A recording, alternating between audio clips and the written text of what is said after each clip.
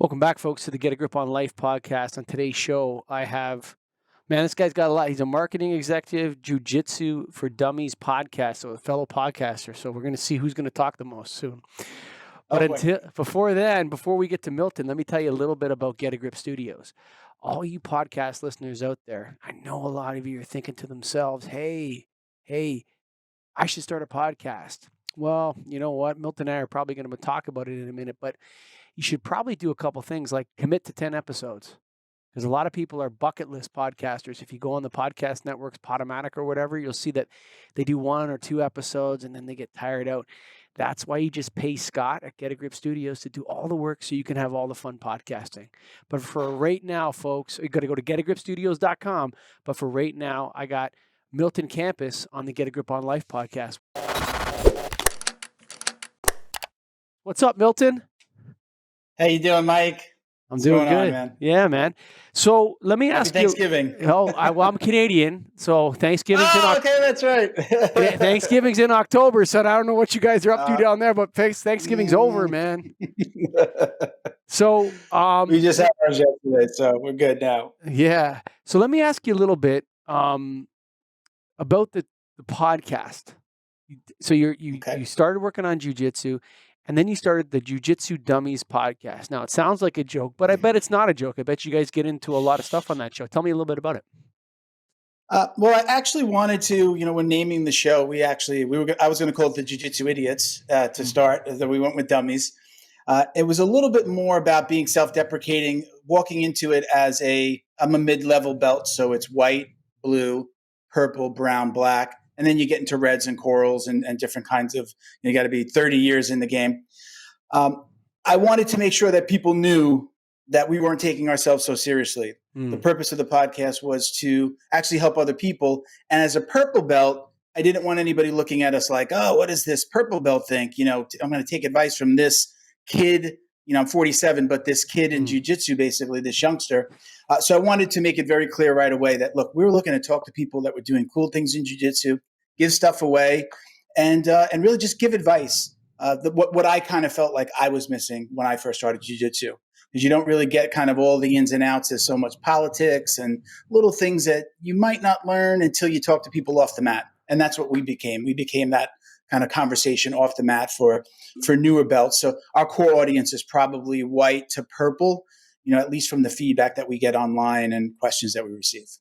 I find that people listen to podcasts with people they feel like they're peers with or close to. Mm-hmm. You know what I'm saying? And it's like you don't really have listeners and fans. You kind of have colleagues that don't do podcasts in a way. Yeah, it's funny that you say that, because the actual idea stemmed from, I'd go out to have a beer or some pizza with a couple of very specific friends that I trained with, who actually wind up being my co-hosts on the show. And they were actually great conversations. And I would walk away from those conversations going, learning, from my black belt, one of my co-hosts, Junior, who's our main co-host, and again, a black belt. I'd walk away from hearing these stories about these famous people within our world and kind of the craziness and the things that had happened. And I would just say to myself, I wish we could have recorded that. That was great. And that's where the idea, I had never dreamed of being the next Joe Rogan or a podcaster at all. It was never in the cards for me. I love watching and listening to podcasts, but it wasn't something that I dreamed about doing. And then those conversations just started to happen more and more. Spoke to my wife about it. She was on board immediately. Actually helped with us shooting the first couple of podcasts in her office, and the rest is history. And May will be 2 years that we've been doing this. Wow. How many episodes do you put out? Yeah. We do about 2. We're averaging about 2 a month right now. Okay. We do put a little kind of post-production work into it. So we record a couple of days later. We're usually launching, but we're sticking with right now the 2 a month. You mentioned before, my day job, I'm a marketing guy. So, it's not something that I could do full time. I'd love to be doing a few more, but right now we're going to stick to the 2 a month. Sure. So, it's interesting that you brought up your story of how you became a podcaster is the same as mine, except remove jiu-jitsu and put in lighting. So I was a good friend and I, we met in 2007, 5, 6 or 7 or something like that. And we'd meet at different lighting events and we'd have these conversations that were just so valuable in terms of knowledge and everything else. And then eventually we just started recording them and putting them on the internet, and it became super popular. And so, I mean, I totally identify. And then my wife actually was the opposite. I actually went to her. I'm like, you know what? I want to start a podcast. And she's like, about what? And I'm like, well, about whatever. I want to talk about all the issues in the world. She's like, that's a really bad idea. Why don't you start a podcast on something you know about first? So we have a similar story there. Let me ask you a little bit about jiu-jitsu. So I never heard of jiu-jitsu until the Gracies came along in the UFC and all of that back in the 90s, okay? And then so jiu-jitsu kind of got this reputation as no one can beat a solid jiu-jitsu artist in the UFC. He's always going to be the winner.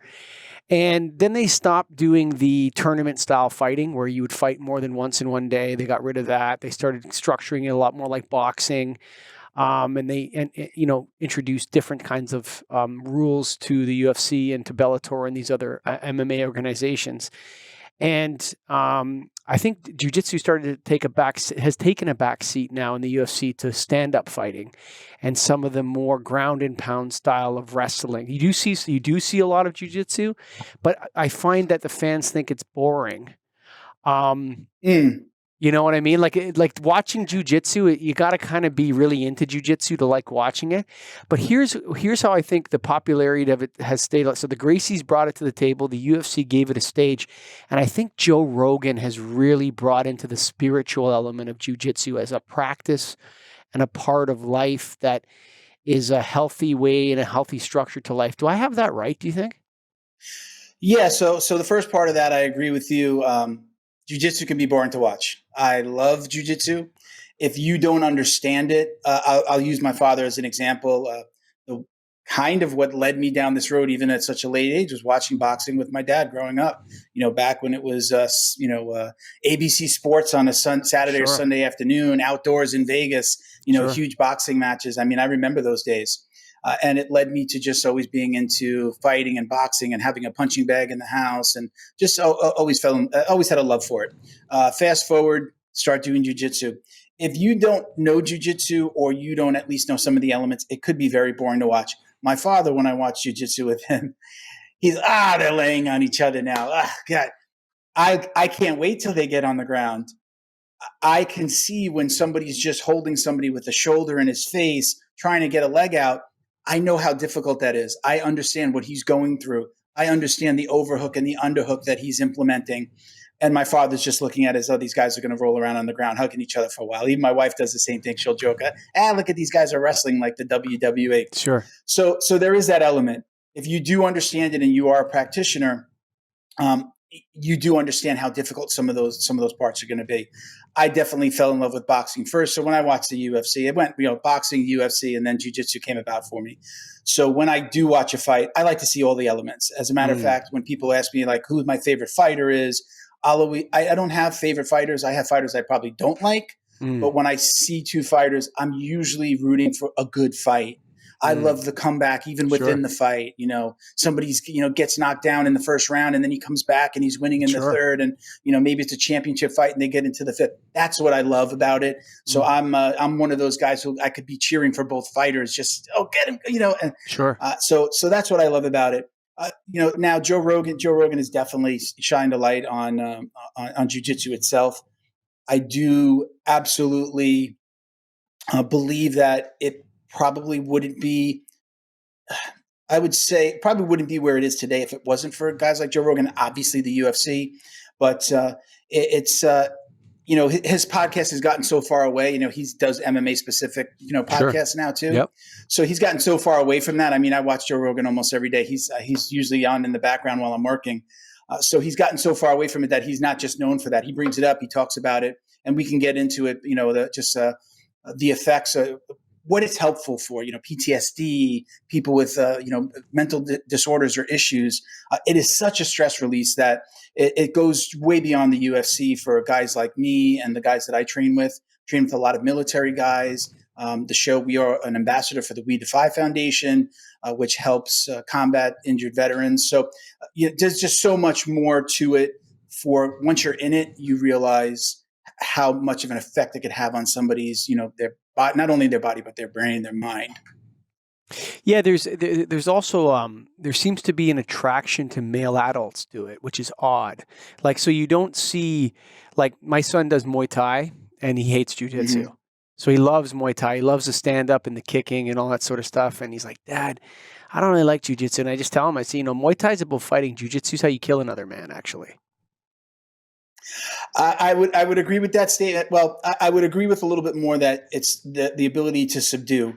They call it the gentle art. It's, it has that name. But if you went into my gym on a Saturday afternoon, it wouldn't look so gentle, to be honest. Yeah, sure. But it's a way of, I was just watching a video before we got on, maybe just about an hour ago. And it was one of the Gracies talking to a guy who had helped, who got involved in a situation, I believe it was in New York City, where somebody was actually trying to kidnap a child, right? Like pulling a carriage away from a woman. And he's a Muay Thai fighter. And he wound up subduing the guy with a rear naked choke at first, and then what we call a seatbelt. So he wasn't choking him. He was just holding him across the shoulder like a seatbelt, yep. One underhook, one over the shoulder, one under. And the internet went viral, and the video went viral. And now the Gracies just did a video with him and actually interviewed him on actually what happened. Turned out he was a professional Muay Thai fighter. And he said, you could have easily, knocked this guy out. He said, that's not what is helpful. That's not what is going to, if I would have hit him, who knows who would have jumped in? Who knows if other people would have started to fight? I grabbed the guy, I got his back, and I subdued him. That's what jiu-jitsu is for. Yes, you see the competition side. Yes, you see the UFC side. But for those who practice, it's high on our list is just the health benefits, the physical benefits, the actual exercise. Sure. Being able to walk into a room and know that you can handle yourself in any situation. But we know that we are using the art. If I had to use it in the street, which I have not had to ever in my 6 going on 7 years of practicing, and I've got into fights in my younger days. Sure. I have never had to use it. But we know that we want to subdue somebody, maybe choke him enough to make him pass out. Cops can get the cuffs on him, or we could subdue him if it was just, sure. Police officers weren't around and we had to subdue somebody. But the practitioners know that we're not trying to kill anybody. We're not trying to break anybody's arm, but we know how to do it. One really great example is, and I don't know if we want to get too far down this rabbit hole, but the knee on neck that killed that young man here in the United States. I'm not sure how much you know about that. I'm sorry, his name escapes me right now. But George Floyd, that knee on neck, I do that move regularly in my rolling or sparring. I do that move regularly. We did an episode about it where we talked about, kind of police should know jiu-jitsu. I could do that move and hold somebody down for 20 minutes without killing them. I know that if I just move it from the neck just on the jawline, I am going to hold him down, but I'm not going to choke him. So we talked about that. It's understanding what the move can do. And, when we're one of the only disciplines that I know of, and maybe with the exception of Muay Thai, and I've done a little bit of Muay Thai myself, we are sparring, we're fighting every class. We are going to fight. Yeah, you can practice at full. You can practice at full. Yeah, it's a one martial art. We're not. Yeah. You can practice at full. We're not breaking boards. We're learning a move. We do drills. We drill something over and over and over, and then we fight. So we're one of the only disciplines. I did karate when I was younger. We didn't fight all the time. We kind of did, practice our moves, but we didn't fight. We didn't spar. We didn't put on pads at the younger age that I did it. So again, in short, it's not necessarily a killing art. We're not looking to come kill on. anybody. Sure it is. And once you choke somebody out, they're so limp, you can let them go and again then subdue somebody. So that's my take on it. But for your son, if I may, again, as somebody who loves stand up and I've done Muay Thai, it's not until he's ever, God forbid, he's ever in a situation where he does wind up on the ground, knowing what to do in that situation, even if it just means being able to get up and get away or get back to his feet. Is really super important. So I think it has its time for everyone. Once he's in a situation where he's got to defend himself that way, he might see the benefits at some point.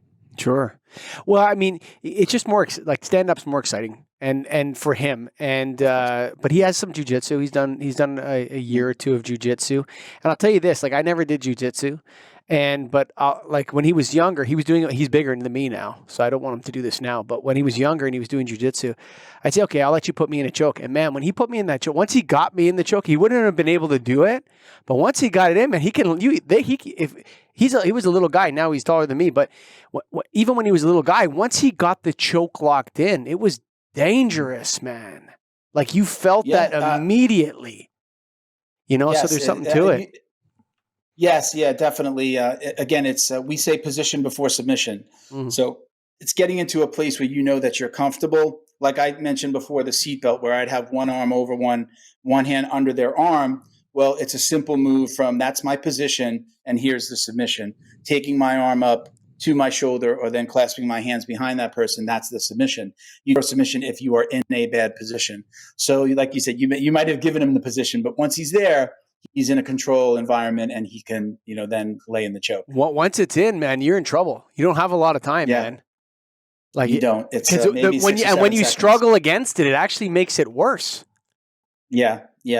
Absolutely. I think most people, again, simply turning away. We know a jiu-jitsu practitioner would know to turn his chin into the Sure. elbow of the choker, of the person choking, where most people would feel like they need to get away from it. Yes. Well, you're going away and you're opening it up actually more. You want to tuck it, put it in the corner, and then maybe you could survive. But I do something like this. I was messing around with my niece last night. She likes to throw up her hands and fight with me. And I had her in a little choke, just a standing choke. And I just simply went like that to her nose. Boop, and I was able to get my hand in. So it's those little things, those little extras that we learn in class. When you're watching UFC and you see a guy struggling on the ground, as soon as he leans his head back, he wants it to be over.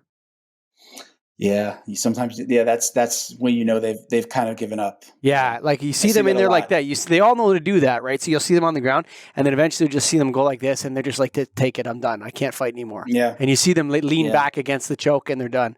Thiago Santos did that against Glover Teixeira the other day, last week. I don't know if you saw that fight.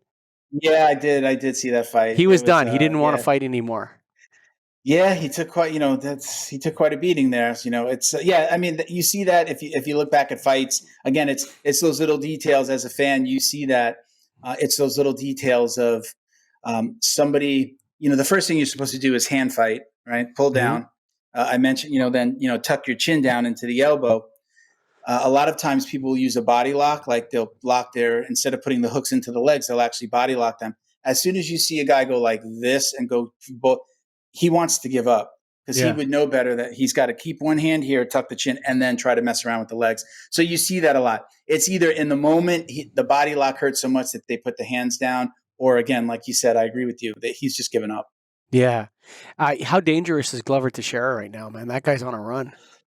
I mean, he's like 40 years old now, right? Is he 40 plus? Yeah, 40, almost 41. He's amazing. Yeah, he's amazing right now. I think he's really got a shot at really, kind of taking the title here. There's a lot of young guns in there. You've got John Jones going up to heavyweight now, so this is it's going to be a weird time.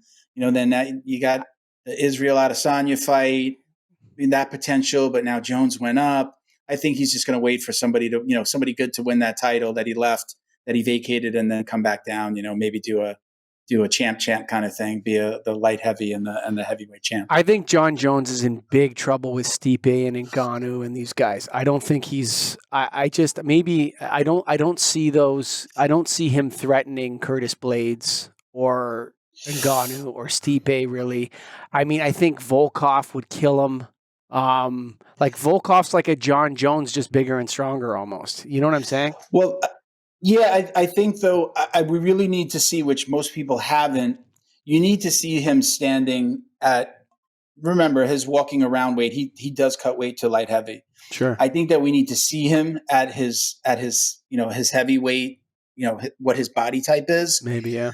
The thing is though, that like Israel Adesanya, he can really pick you apart from the outside. Sure. And that's where, his stand up, his Muay Thai, those leg kicks, those like right on the thigh into the knee. that's really difficult for a guy like Teixeira, who wants to take you down, who could take you, take anybody apart on their feet, but ultimately, he's a Brazilian a Brazilian jiu-jitsu practitioner. He's someone that does want to get his hands on you. He does want to get in close. The difference between John Jones and almost any other fighter that we've ever seen is that if he wants to stay on his feet and he wants to keep you on the outside, he's been able to do it, at least at light heavy. So I still think even at heavy, because he does train with some of those big guys. He does train at Jackson Wink with some of those bigger guys. So he knows those body types. He knows how to fight with those guys. So it will be interesting. But I think that he can do it. I'm not the biggest John Jones fan, though, with all the stuff that he's done outside of the ring. I go back and forth on John, man. I go back and forth. There's times I really love him, and there's times I'm like, you're such a doorknob, man. What are you doing?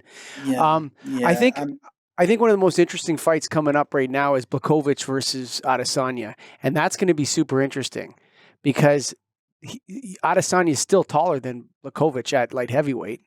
And is he going to be able to pick him apart like he did to Costa and to Romero? Because he's standing back from them.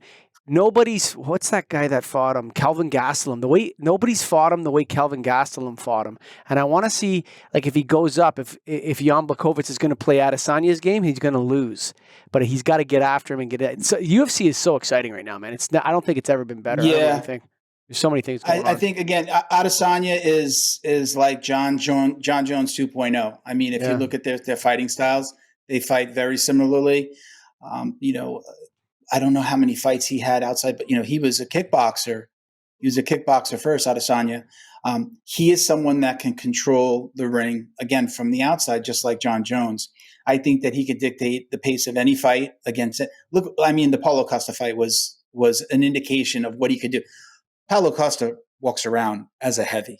Sure. I mean, he's a heavyweight. On any given Sunday that you give him, weigh him in when he doesn't have a fight coming, he's a heavyweight. Sure. So we've seen what he can do, and he's ripped too with somebody like that. And he's ripped. Yeah.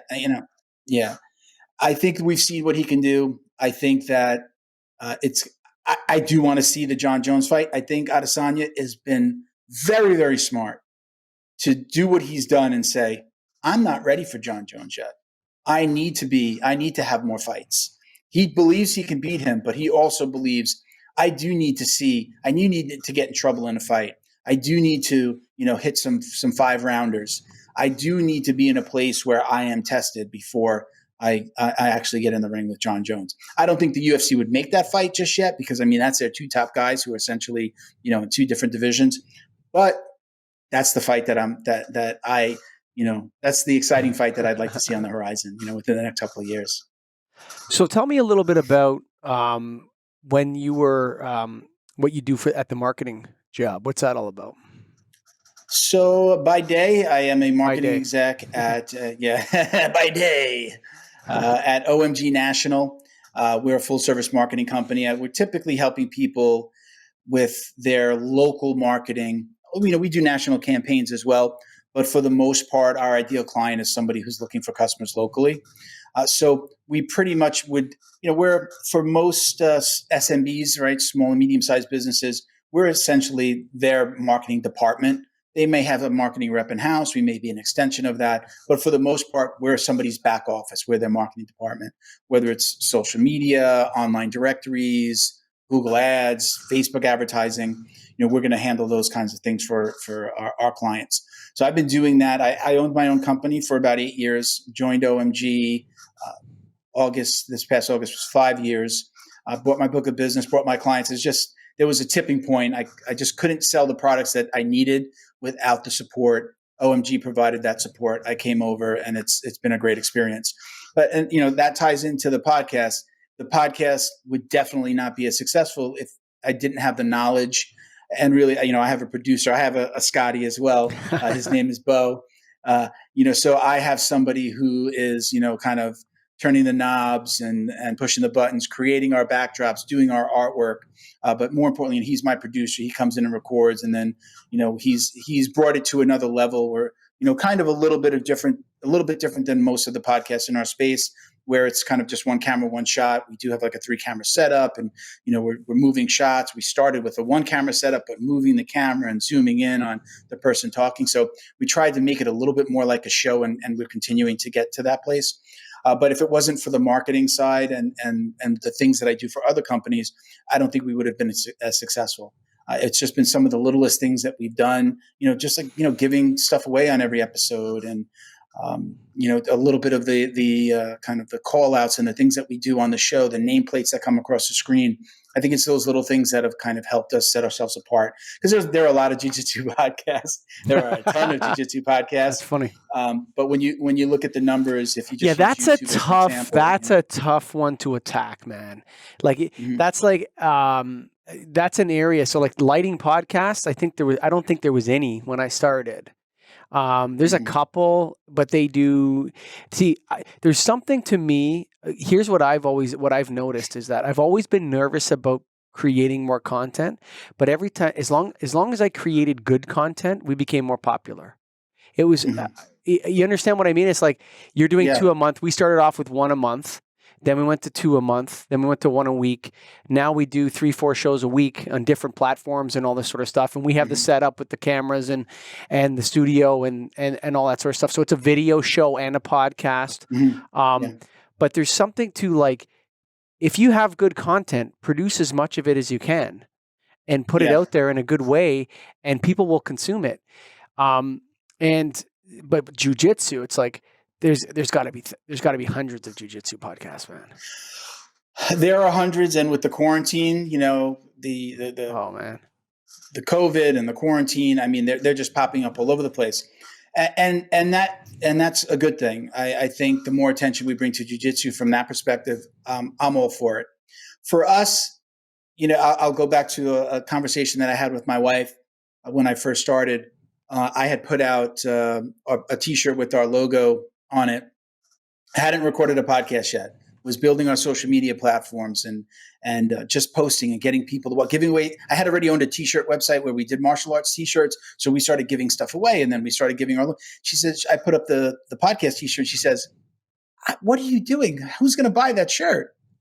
You haven't even had one podcast yet." And just in that moment, I said, "Just think of it like this. This is the trailer to the movie." Right? The movie, you don't see the movie and then see the trailer later, right? This is our trailer to this movie that we're about to put out with the podcast. So I said, just doing that, and maybe not everybody has the capability of doing that. But if I was going to talk to somebody who was just thinking about launching a podcast, I would say, pick a date that, maybe practice, do a couple of episodes. We actually did a rehearsal where I got everybody together and it was like, oh, wow, this just works. But I would definitely recommend, build that social media presence. We got a few sponsors right away, even before we launched, and we were able to give away some bottles of CBD and things like that. Sure. So there was an element of luck, but we were doing all this posting, and people were like, "Hey, where can I find you? What's going?" Like, we haven't recorded yet, we haven't put out our first episode, but keep on watching. So giving stuff away and treating it like that, like there was a build up to it. And I know that not everybody maybe is capable of doing that or would understand that, but that would definitely be my advice. And then again, listen, I say this in my day job, nothing sells better than free. And the fact that we were giving away stuff before we even started, people were like, oh, this is cool. All right, let's check this out. I can win a free T-shirt. I was giving away T-shirts and gis and CBD. And again, it just wound up working. And then the true test was once we launched, we actually I was seeing the comments on YouTube and, getting the, little direct messages on Instagram. And the feedback was so good that, it felt really good from the beginning. But to bring that full circle, if it wasn't for the marketing background, I don't think I would have known to do that. But, it's the way we handled it. I know there's more than one way to skin a cat. That's the way we did it. I'll probably go back to say that having a martial arts website, a T-shirt website, I already knew that there is so much given away in our communities, in our world, that I knew that it was going to be hard to sell stuff, to sell T-shirts for our podcast, because there are so many. Even the average Joe gets sponsorships, gets product sponsorships, gets T-shirts, and hey, wear this on if you go to a tournament, wear this hat, wear this T-shirt.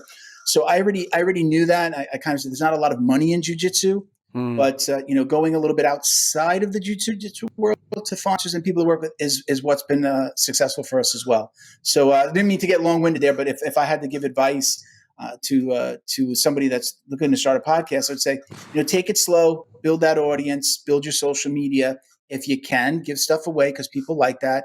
Give them a reason to come watch. You got to get them through the door, and then the podcast needs to stand on its own once they get there. So I rent out my studio. So I for years ever since I built it. So it's like it's in my office. I own a lighting store, and then I took my office, which used to be my office, and the meeting room, and turned it into the recording studio and the producer's office. So I sit out with my employees now. No office, but I actually prefer it, to be honest with you. But the what I always tell people is, like, a lot of people have like a bucket list kind of idea of starting a podcast. It's like, I want to start a podcast, right? Or do you just want to record a podcast? Like, do you just want to be on a podcast? Because that's a different thing, right? Yeah. And people will call our office. We advertise the studio for the podcast studio, and people will call up and they'll say, yeah, I want to start a podcast. How much is it? We give them the prices, and they're like, oh, okay, that's expensive or not expensive or whatever. And I said, well, why don't you just come in and record a podcast with me and see if you like it? And so they come into the studio, we record a show. Half the time we don't release it, and most of them never come back because they got it out of their system. They put the headset on, they heard their own voice in their ears, like all those things that kind of get you fired up about oh my God, I can hear myself. Oh my God, I feel so attentive to you now because we have this headset on and we're going to close the doors and we turned our phones off. It's intoxicating for people, but then they kind of get it out of their system. And I think most people just want to be a podcast guest rather than actually start a podcast. The second thing I say is, look, man, are you going to do all the work? Imagine if you had to do all the work of Bo. Did you say your guy's name is Bo? Yes. Yeah. Like, Scott works here full time, bro. He works full time. Like, yeah, he has a full time job. Myself, I would not be able to do this. It wouldn't be the way. It wouldn't have looked the way I wanted it to look. Bo and I were partners essentially, and another. When I was first opened up my marketing company, he was my graphics and web guy. He'd create my websites, he'd do the graphics, he'd do our logos, design business cards, do everything I sold. He pretty much got his hands on. I sold it, and he went over and he actually did the work. So years, when we parted ways, I joined OMG. We started when he was one of the first people I called. I said, I've got this crazy idea. We hadn't talked a lot over the years. I've got this idea. He's like, oh yeah, that's kind of great. He gave me some tips, and we didn't talk for about another 2 weeks. And when I spoke to him again, I said, but I would really like you to be involved with this. You have so many good ideas. I need somebody to implement this, and he jumped on board right away. He does some race car driving. So he's had it in his mind to do something related to that as a podcast. So we were kind of a good test for what he wanted to do for himself later. So we've gotten the bugs out, and he's on his way to is actually setting up a studio in his home. So it was win-win for him. So I do agree. Everybody wants to do a podcast. I think when I've had people in, and I should say this, I think almost every person I asked to do the podcast with me had said, including Bo, I've thought about doing a podcast. I wanted to do this type of podcast or that type of Marvel versus whatever, Batman. I wanted to do this type of podcast. Yeah. And I said, and then they came in and they saw the equipment, they saw the lighting, they saw the microphones. I would write an outline for every podcast, at least the things I wanted to cover, the shout outs that we needed to make. I always wrote it out. And now I just kind of do it on my phone, make sure I know, kind of bullet point, make sure I say hello to our Patreon supporters, actually give everyone a shout out. And they saw how much went into it. None of those people went to do a podcast on their own, but they love coming on and doing ours. Sure. I love doing these. I tell when I tell the guys, I said, I did another podcast today. It's so much fun to sit down, talk, and get up and go at the end. You don't have to worry about the post-production and then putting it out. I love both sides of it, but it's super difficult. I shouldn't say it's super difficult to a guy that's doing a podcast. I'll get your opinion on it, but there's a little bit more that goes into it than most people think. And then it's not just this interaction. You got to put it out. I feel like you should promote, and we have some advertising dollars that we use. So those little things that we do have really made it take off. But if it's a bucket list item, I think that you have the right idea. Come in, talk to me. If you like it, then we could do something else, and I'm sure you'd be able to help them. I should ask you, how many people have come in and have actually converted to actually doing their own podcast or becoming a client? Has two that worked people out out of probably 100. Yeah. Yeah. Yeah. You know what though? It's the problem with it is like, it's something that we're not really going to do anymore. I'm just so busy with my own stuff now. Like Scott is working full time for me now, and for all our stuff. And what happens is the new people to it, they require a lot of hand holding. They're very labor intensive, especially in the beginning. And I just don't know if it's worth it anymore for us to try to. In the beginning, when I wanted to have a producer here full time, but I didn't want to. I needed some subsidies for him for him to be covered off. It was very important that we have 2 or 3 shows a week that we recorded for people. Now, I'd rather get rid of them, or if they're going to do it, you're going to make a 10-show commitment. You're going to pay up front for these shows. We're going to do the social media. We're going to do the, if you're a business, we're going to be heavy on LinkedIn. If you are a, whatever, we're going to get into that social media. You're going to do it right. And then you're going to aim for a sponsor as well. Because, and the other thing too is like, the more sort of cagey they are about how much it's going to cost, because we only charge $250 for a fully produced show, Canadian. So that's, $10 US or whatever. Hang on. So whatever it is. So we don't charge that much, but to some people it seems like it's enormous. And look, there's people on Kijiji that'll come in and record a podcast for you for $100. The other thing that I think a lot of people make the mistake is they're still living in 2012. Like, you cannot have an audio only podcast anymore. It's just you're missing 50% of the audience. Especially if your audience is geared towards older people, it has to be in video on YouTube. Otherwise, you're just not going to watch. They're not going to download an app or do Apple Podcasts or anything like that. They're going to want to press play. They're going to want to stream it on their phone from the website, or they're going to want to watch it on YouTube. That's it. Yeah. And if you don't have that, then you're going to have you're not going to have success with it. Which is what I only want people that are going to be successful. So we did. How many shows did we do for what's her name? Scott? Diane? Yeah. We did a 12-pack for them. Yeah, 12-pack. Still haven't launched season 2 yet. I don't know what's going on. Yeah, so they ran out of juice with it, right? That's why I make them pay up front too, because I think that's a great idea. Because otherwise, like, there's a setup, which is probably 50% of all the cost, and then there's recording the episodes and producing them and capping them. So a lot of people don't want to make the commitment. A lot of people don't want to do video. If you don't want to do video, you don't want to do a podcast in 2020. I agree. We actually, I've done a couple of offshoots of the Jiu-Jitsu Dummies. We were launching something called JJD Tactical, which was getting a little more into kind of the law enforcement side of like Jiu-Jitsu, gun retention. And then COVID happened. So we couldn't go out and shoot that would have been all video content. It wouldn't have been podcast content. And you can see the logo over this shoulder over here. We started to do JJD podcast consulting, which sounds like what you were going to do. But what we found is, I've just decided to just kind of give away the free advice. If anybody wants to talk to me, sure. Because listen, honestly, most people will not spend the $250. That's what I've quoted. Sure. To give somebody some help on a podcast. Listen, come into our studio, record here, see what you like. It's going to cost you $250. We'll supply everything, do the post-production, short of creating a logo and getting really intensive with graphics like openings and clothing, intro, outro.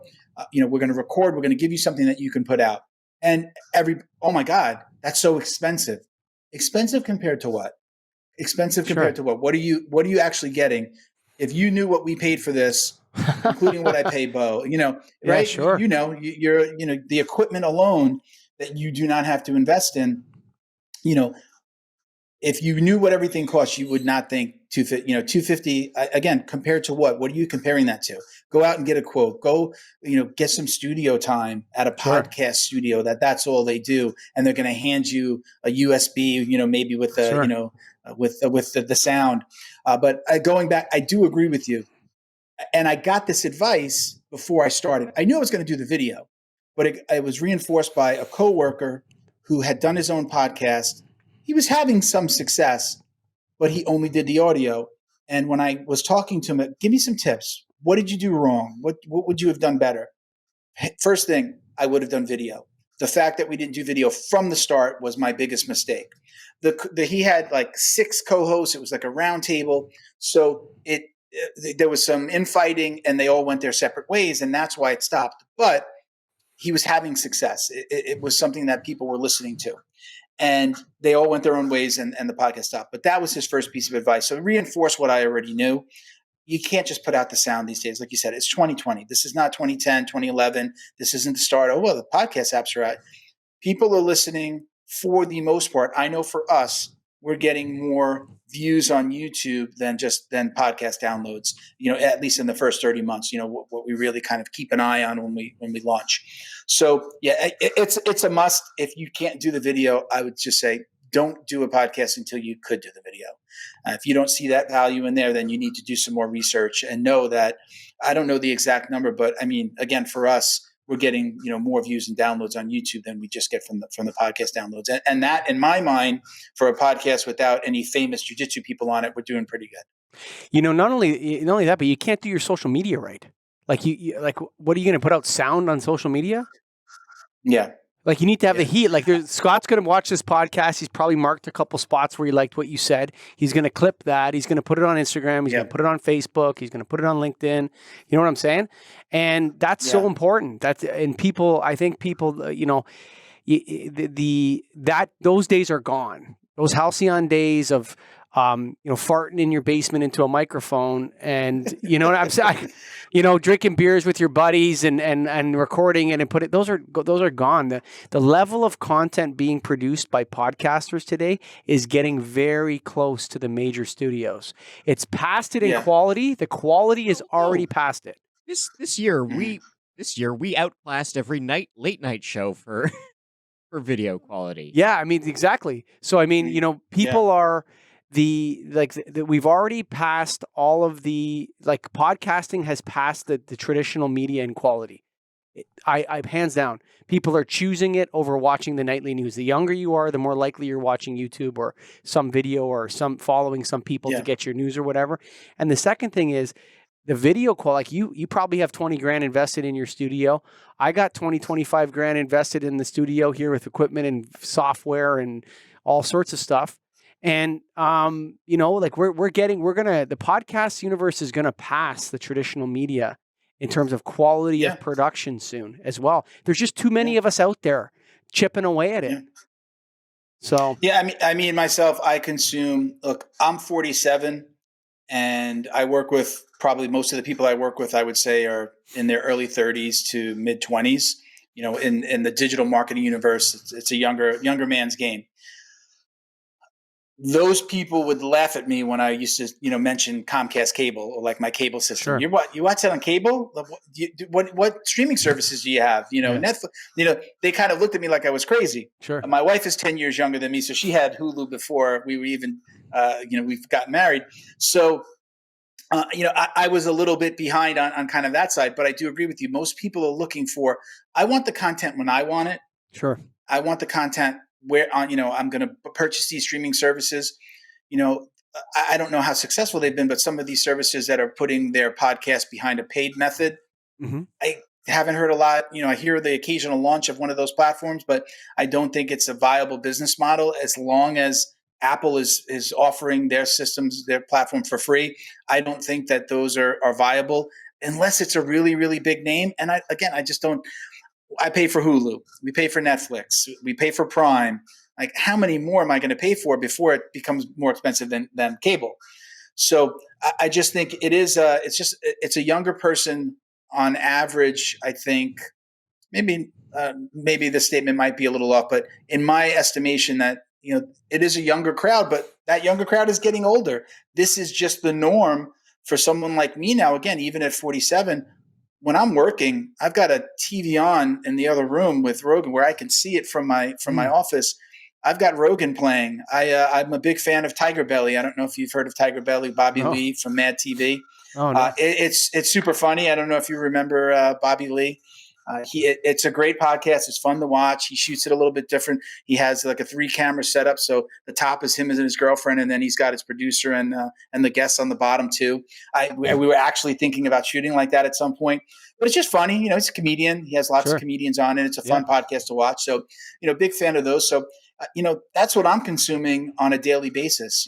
I think it's more about when I'm doing something and I want something on in the background. Look, I'm not sitting down to watch a 3.5 hour. I'm not going to sit still and watch a 3.5 hour Rogan podcast. No way. Just not going to happen. No. But if I'm working, an 8-hour day, and I put on a couple of podcasts in the background, I can consume them that way. Sure. I think that's almost the equivalent is like when I put a podcast on in the car, going for a hour-long drive, and I'm going to listen to that podcast, going back and forth to work. That's the way I'm consuming them. I think that's the way most people do. So you really do have to have both sides. And going back, if you're not going to do video, don't even try. Know that you have to. If you don't think that you need to, then you're in the wrong game. You touched on it with people trying to charge for content. I think that's such a tragedy. Like if you think anyone's going to pay to listen to you say your opinions, you're borderline egotistical narcissist, because nobody's going to pay. But what I would say is most people forget the you know who Peter Drucker is? You ever heard that name? You're in marketing. You know Peter Drucker? I know the name. It sounds so very familiar. He's the first management consultant ever. Okay, so he started consulting for General Motors in the 1950s. He was the first one that he invented management consulting, and he had 3 questions he would ask people, and he said, before you start any business or before you work on a business or fix something, ask yourself the 3 questions, or there's 4 of them actually. Who is the customer? Right? Yeah. So I got to tell you guys, when podcasting, your listeners are not your customers. Now, they may be your customers because you may sell them the odd thing, but they're the product. The customer is the advertiser on the podcast. That's the customer. That's the person who pays you, right? So you have to ask yourself, who is the customer? What does the customer want to buy? Yeah. Right? I agree with that. Yeah, absolutely. That's a great way of looking at it. Absolutely. Haven't heard anybody put it like that. That's a great way of putting it. Yes. Right? What do they want to buy? Yeah. Right? And the third question is, who is the non-customer? Right? How can you make them a customer? Because there's always more non-customers than customers. Even Amazon has more non-customers. Maybe they don't actually. Maybe Amazon has more customers than non-customers. But like, it's one of those dilemmas, and people are. It's like Facebook. The user of Facebook is not the customer; they're the product. The user, a person typing something in on Google, is what Google is selling to its customers. Right? It's actually the other way around. And so podcasters have to look at it like that. And as soon as you try to charge for content, you've missed the boat. You're not in the right media. This is not the place for you. It's not going to work. Let me ask you, the last part here is I want to talk about some of your health problems in the past. Yeah. Whew. So, people talk about heart attack. People talk about COVID-19. They talk about this. I mean, nobody makes a joke like it's not as bad as a heart attack. You know what I mean? And people say that's a heart attack, right? Holy shit! It's like an aphorism for death, right? Heart attack. What happened? How did it happen? What was going on? So we're going on. I think it's 3 years since I had my heart attack. No signs ever in my life of high blood pressure. Never, and was going to the doctor every year, going for my physicals. Never had high blood pressure. Never had high cholesterol. My dad has high cholesterol. I've been dealing with that half of his life, most of his life. Never had any issues. And I comes back to jiu-jitsu. Friday night, went to class. And went out to eat. We're famous for going to try to find a little acai bowl to eat after practice, and went with a couple of friends. And I'm going to be honest, I thought that I just had an upset stomach. When I got home, I felt a little something, could feel like a little tightness, but I equated it to something with my stomach. Talking to my wife, I'm like, I don't really feel so great. and I was feeling pain. I was feeling like somebody was sitting on my chest. And I know that feeling because with jiu-jitsu, somebody was probably sitting on my chest that night. And I felt a little pain from my right elbow to my chest. It's my right elbow. My right elbow. Sure. Most people think that it's supposed to be the left arm, right? Sure. So feel a little bit from my elbow up to my chest. Goes away. Took a shower. Honestly, thought I had to go to the bathroom. I did. It went away. I was like, okay, that was it. Wake up in the morning. Go to morning jiu-jitsu practice. What we call open mats. So like, people from other gyms can come and practice. And go home. Same thing. This time I'm feeling it elbow to elbow. Same thing. Feels like somebody's sitting on my chest. Saturday mornings, my wife goes to kickboxing. I go to jiu-jitsu. We usually pass and then go run out and do our errands separately. And we just so happened, I was coming out of the shower. I was feeling the pain. But again, just thinking upset stomach. This is weird. Never really felt it. Go to get dressed. And I called down to my wife. I heard her come in the house. I said, hey, come up here. I'm having the same thing, same problem as last night. And she's like, so let's just sit here for a little bit and talk, and let's wait for it to go away. And then it wasn't going away. And so let's go to the hospital. And I really don't feel, let's go to the hospital, Milton. Go to the hospital, and sitting in they take you like this when it's heart related. It's like, come right, get them inside now. They don't want you having a heart attack in the lobby. So go into a room. They do an EKG. It's like one nurse that comes back and they leave with the EKG. They come back with the piece of paper, and then there's 2 people, and then 3 people come back, and then they keep on bringing more people in, and all of a sudden there's like 4 different people and a doctor in the room with me. They say, okay, we're going to send you over to the cardiac unit in Fort Lauderdale. And nobody's saying the word heart attack because they don't want to give you, quote unquote, a heart attack. Sure. They don't want you to to get all scared. So they say, we're going to send you over to a cardiac unit. Again, no one has used the word heart attack whatsoever at that point. They put me in an ambulance. That guy jammed over to Fort Lauderdale from Coral Springs is where I am. It's about probably a half-hour drive normally on any given day. And, I start to realize in the ambulance that there's a larger problem here. They start explaining it to me. And again, no one uses the word heart attack till after everything is over that day. So this is a Saturday morning. I go in, they bring me right into the cardiac unit, and they basically go in through your thigh through a vein, and they catheterization. Mm-hmm. If I say that correctly, they go in through your thigh and they go up into your heart. They put me on the table, they put you out, kind of like you're in the daze. You're not completely out because you're having a heart attack, so they're not going to completely knock you out. And they go in, and apparently I had an 80% blockage on my main artery, which is what they call that's the widowmaker. 80% blockage, several blockages in other places. So that first day they went in, they put 2 stents to open up the artery and the main artery, and then one around the side of the heart. And, they basically open up the blockages and put the stents in because now they've opened up that blockage, and now that vein or that artery can collapse. So you put the stent in to hold it open. That's how I understand it. So they do that the first day. The next day they had to go back in. They go back in to kind of check, and we think there might be something else there. And they went in the next day and put 1 more. So I have 4 stents, 2 in my main artery and then 2 in other places around my heart. I have 4 stents. So that was the journey that weekend.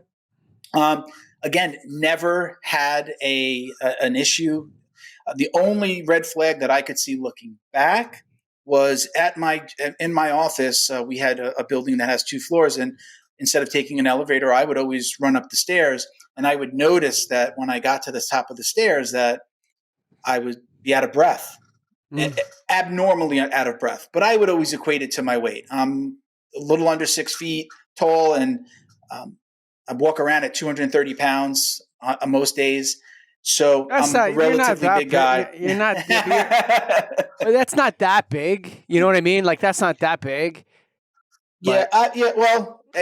For me, 210 is probably my ideal weight. Is where I feel comfortable in my life. You're not 60, 70 pounds. You're not 60 or 70 pounds overweight, though. Yeah. But that was just thinking back, almost never in that moment. I mean, I think I would always make jokes. I'd run up the stairs and walk into the office. There'd be a receptionist there. I'd be breathing a little heavy. I'd be like, oh man, I got to start taking that elevator. and it never equated to my health other than maybe weight. But then thinking back, I realized that was the only sign for me. There's lots of back pain and finger pain. I never felt any of those things. And if I did, I always equated it to jiu-jitsu because jiu-jitsu could be pretty taxing on the body. So, again, I was a couple of years into jiu-jitsu and I, and all of a sudden I'm, having this heart attack, have these stints. Luckily, I was back in the gym in probably 3 weeks. They wanted me to wait 4. I kind of snuck back in at around 3. When I asked the doctor, is this, when can I go back and can I go back? He didn't understand jiu-jitsu. And he says, as long as you're not going to get kicked directly in the chest, you're okay. He didn't understand. I said, we're not a striking discipline. I'm just doing jiu-jitsu, but it's a lot of rolling around. He says, just get in there. You can take it easy, but let's wait 4 weeks. Again, I went in at 3, took it easy. Definitely to this day, I still notice that my breathing gets elevated very quickly. I'm on multiple heart medications. And the first thing that happens is the breathing gets really intense. But I've been able to I understand it so much now that I can manage it. I can take breaks. With jiu-jitsu, the beauty of jiu-jitsu for me, especially as a bigger guy, is when I am rolling and sparring, I can control the speed at which I'm fighting with most of my training partners. So if I need to take a breath, I can literally get myself into a position where I'm holding and I could take a couple of breaths. It's not the same as like if I was running or if I was boxing, where it's just like, I'm going to get hit in the face if I, there's no, I guess you can hold, but with jiu-jitsu, I can literally get somebody into a position where I can maybe control. And again, as a bigger guy, with most of my training partners being a little bit smaller than me, I know that I can get myself into a position where if I literally have to lay on them in a side control position, I can catch my breath. So I've been lucky in that regard, but that's my heart attack story. So, I've since then, I just kind of really, watch my diet, exercise, definitely try to stay away from meat as much as possible. Try to stick to fish when I can. I will partake in chicken and steak and things like that. But those are the things that they tell you to stay away from. If you want to live another 50 years, they told me you're going to have to make significant changes to your diet and lose a couple of pounds. I haven't lost the weight. I'm still up at 230. That's always difficult, but I like to work out, so I'll just always blame it on the muscle. There's muscle under this. There's muscle under this guy. So tell me, that next story.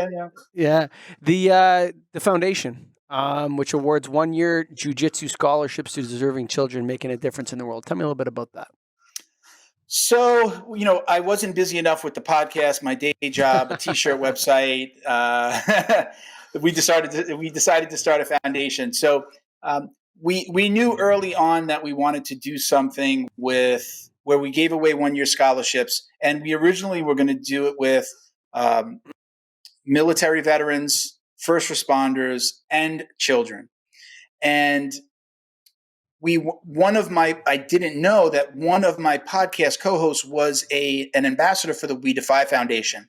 When I found that out, we decided to make the show an ambassador for them. We talk about them on every episode. We give them a shout out and definitely advocate for them whenever we can. We said, let's just stick with kids. Let's just award for kids. It was a big part of what we wanted to do. And kind of that part of it is history. So we went to that model. And what we're doing is, we're finding kids that have it just so happens that our first 2 winners were already jiu-jitsu practitioners. But we would award to somebody who, maybe has done something spectacular, who's looking to get into jiu-jitsu. But we wanted to find kids that have, like with the show, we don't just, for the most part, we're not having famous jiu-jitsu practitioners on. We have people that are doing really cool things within jiu-jitsu.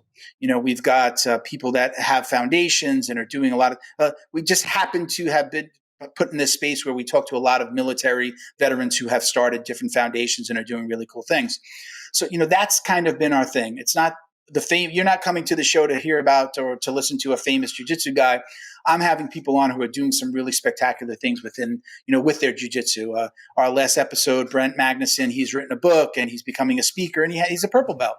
One of the chapters in his book that we were able to talk about was about jiu-jitsu. So we found these spectacular people. We've extended that to the kids and kind of followed that same model. our first, I'm not sure if how much you guys have heard about this in Canada, but I mean, he went viral worldwide. Our very first winner was Bridger Walker.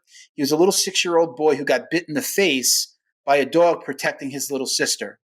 So this, like a small, I believe it was a German Shepherd, was coming to attack her, and it bit him in the face instead. And, he saved his little sister. And in the hospital, when his father asked him, why did you do that? He said, if somebody was going to die, I wanted it to be me. Oh. That's from the mouth of a 6-year-old boy. Yeah. Heard the story, thought it was amazing. We had not awarded a scholarship yet, but we didn't even think about it. It wasn't like he wasn't a consideration for the award. It just so happened that we wound up finding out through our jiu-jitsu community that he and his father and his brother practiced jiu-jitsu. So we were like, wouldn't it be amazing?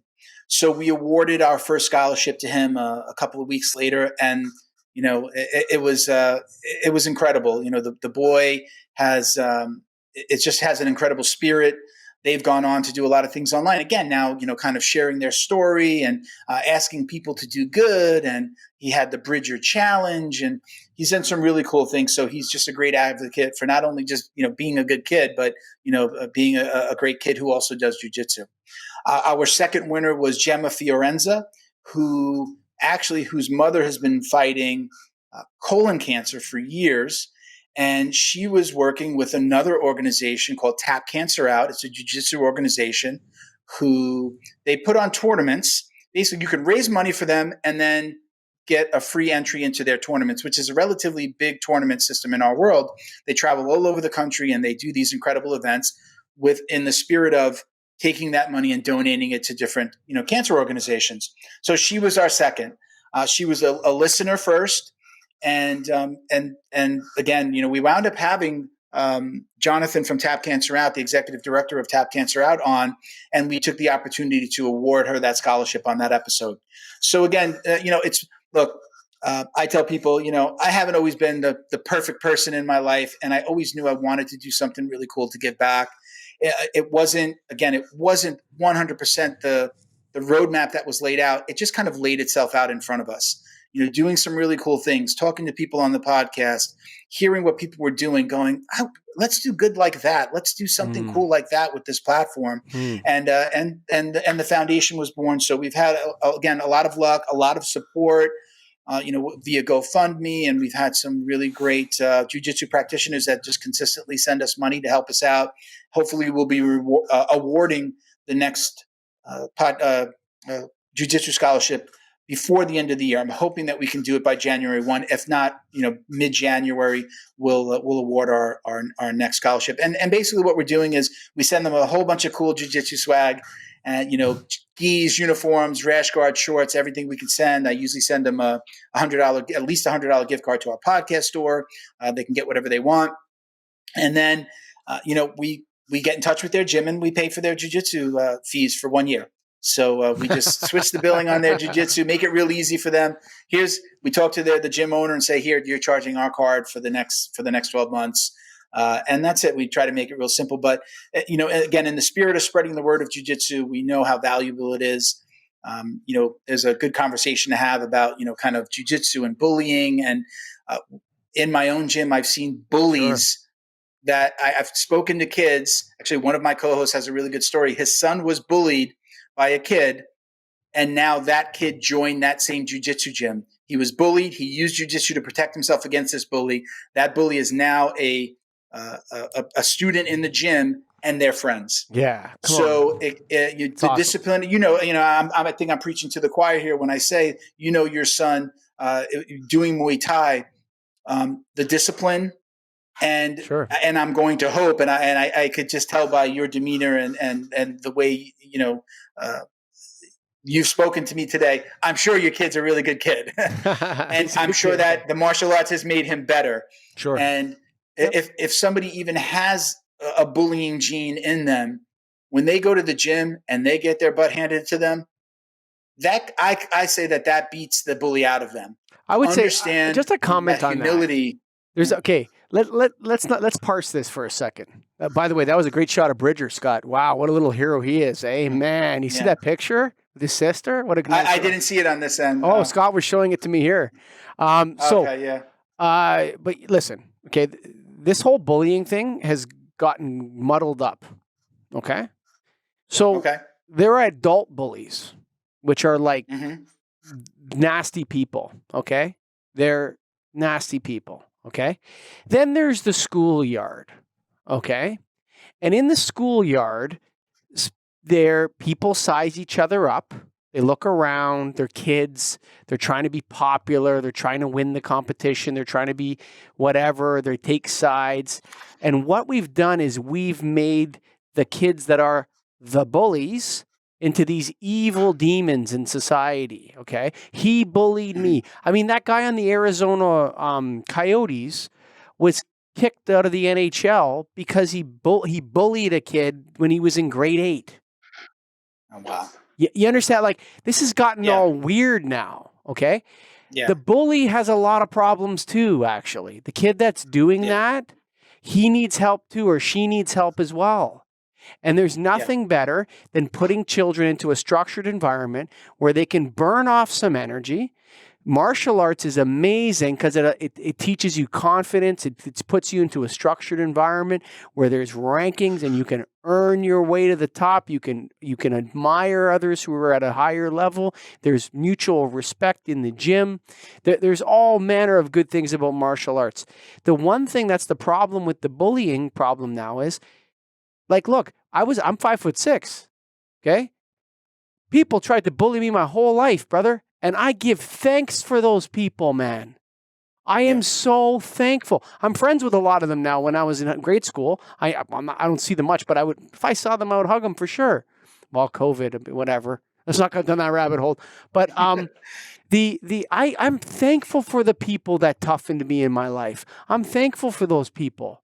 You know, and this idea that, oh my God, he's being bullied. We need to intervene. We need to stop what's happening, and we need to discipline this kid. And no, man, you need to empower the kid who's being bullied to stand up for himself or herself. You need to teach the bully the rules of engagement with life. You get him in I remember my dad told me when he was a kid, when they had a problems on the street, his dad, who was a boxer, would grab the kids and make them fight in the backyard. Yeah. Problem solved. The problem was solved. You know, so this idea that you have to carry you were a bully when you were a kid. You bullied people. No, man, those kids are going through tough times, especially now with social media and all this. I really don't like that word. I don't like what it carries with it as well. And I love the story that the kid that was getting bullied and the kid that was doing the bullying came together at the gym and now they're buds. That's how it should always be, man. And it's so easy to do that, for adults to do that. And I think martial arts is such a wonderful place to have that communion where, okay, you guys want to fight? You want to fight? Let's teach you how to fight. Right? Yeah. Once you learn how to fight, you know, go ahead. There's nothing like a good butt whooping at the gym. Sure. At the gym in a controlled environment to make somebody change their tune. Again, like you said, even as adults, you know, you have people that you know, will pick on and push and, you know, make a little joke and be like, don't be so sensitive. But you can imagine, you know, when I remember going in school, I had my bullies and I probably did some bullying. Sure. Poop runs downhill, they say, right? Sure. So, you know, but, you know, it's usually because there's a problem with the bully. There's a problem inside. You know, if I got bullied, then there's also a problem. There's also a problem with the kid who's allowing himself to be bullied. Like, there's like a cycle there. You see, they need each other or something. You know what I'm saying? And the spiritual call to the kid who's being bullied is for you to stand up in your life. Because when you're an adult, man, you need to learn how to do this now. That's why it's happening to you now. You need to stand up for yourself. You need to not take that crap from people. You need to learn that lesson. And there's a problem with both. I see it both ways, man. And especially with young boys, the girl bullying is kind of expresses itself a little bit differently, I find. But anyway, we went off on a tangent, man. I've had you for more than an hour. That was good. Let me say this one thing, because I Sure. think this will be really cool. You mentioned one of the first things you mentioned when we started talking about jiu-jitsu with the Gracies. I belong to a gym called Fight Sports. It's a Fight Sports Coral Springs in South Florida. It is an incredible system. My gym actually has a huge kids program. It's, camps and jiu-jitsu programs. It's incredible. When people ask me that are not near my gym, when people ask me, about jiu-jitsu and should I take my kids to jiu-jitsu, I tell them all the same thing. If you're not in my area, come check us out if you are. If you're not, look for a Gracie school, but look for a Gracie jiu-jitsu school that has the bully proof program. And it says almost everything that you just said. They implement or teach what you just said, which is first, when you're a kid, maybe usually kids don't start jiu-jitsu till about 4 years old, but there are programs for kids that young. The first thing they teach them is how to use their voice. They don't teach them how to roll. They're teaching them basic jiu-jitsu moves, but you don't spar, and you're not fighting, again, because jiu-jitsu is not a striking discipline, so you're not throwing punches. But they teach you to use your voice, whether that voice is getting an adult, screaming for a teacher. There comes a point where then they teach you how to, if you had to grab somebody, hey man, don't bully that kid, like helping other kids that are getting bullied, but without striking, keeping a distance. But the main thing is using their voice.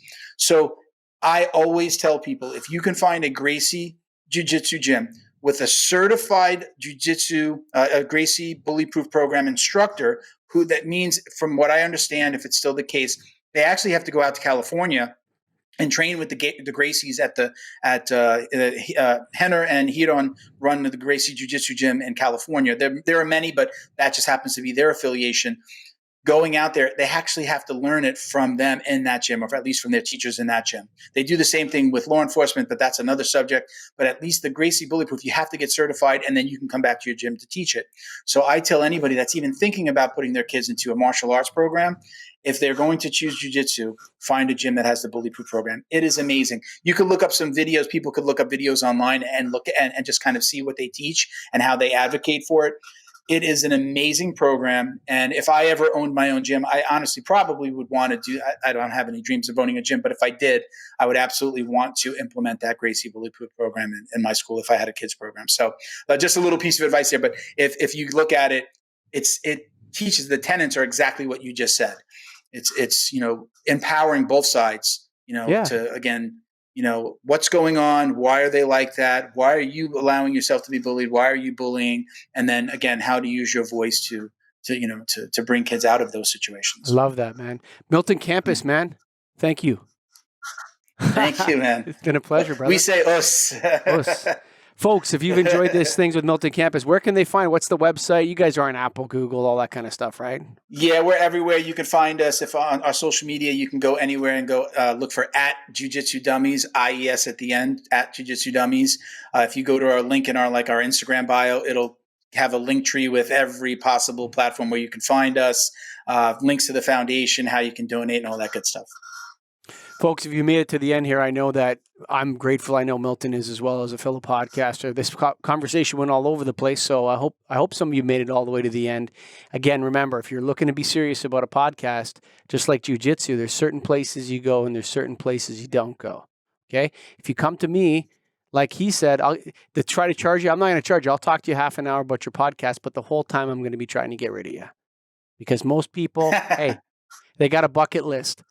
So, but yeah, if you're getting serious about a podcast, you go to getagripstudios.com. You can call us and we'll help you out. After that, thanks for listening. Bye for now.